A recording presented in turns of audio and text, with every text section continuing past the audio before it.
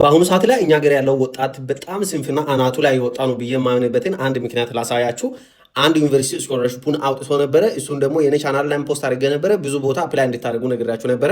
አሁን ራንኪንጉ የወጣውን ላሳያችሁ ውጤቱን ማለት ነው። አሁን ይሄ እዚህ ጋር ማለት ነው ራንኪንግ ነው ይሄ ማለት ነው። ከዛ የሀገራቶቹን ይዩልኝ። ለምሳሌ እዚህ ጋር ማለት ነው ፓኪስታን፣ አዘርባይጃን፣ ጋምቢያ ምናምን ይላል። በደንብ ይዩልኝ።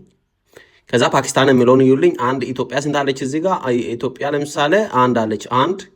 ሁለት ሶስት ኢትዮጵያ ያለ እዚህ ጋር ማለት ነው።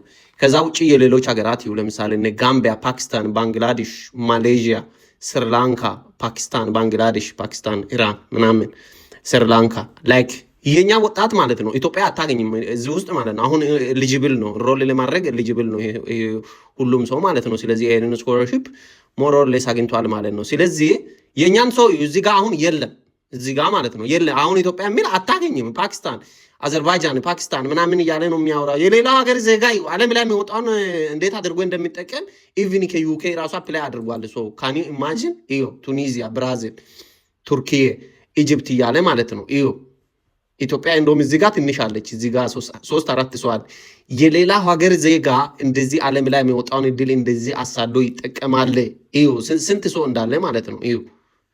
ላይክ አታገኝም ኢትዮጵያ። የኛ ወጣት እዛ ጃኒ እንደዚህ ሆነች፣ ጂኒ እንደዚህ ወጣች ገባች።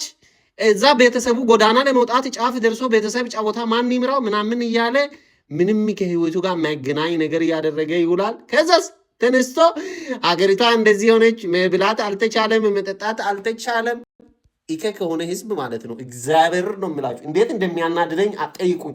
እንደዚህ አይነት እድሎች ሲወጡ እንዴት ላይክ ሼር ሲደረግ ምናምን ሰው ፈታ ብሎ ተሯሩጦ ይጠቀማል። እዚያ አሁን ዩሮፕ ላይ ያሉ ዩኒቨርሲቲዎች ላይ ራሱ ሲታዩ የሌላ ሀገር ዜጋ 10 ሰው 15 ሰው ታገኛለህ አንድ ዩኒቨርሲቲ ላይ ማለት ነው። የኛስ አንድ ሰው በስህተት አሁን እነዚህ ያለውበት ጋር 2 ሰው ነን ያለ ነው።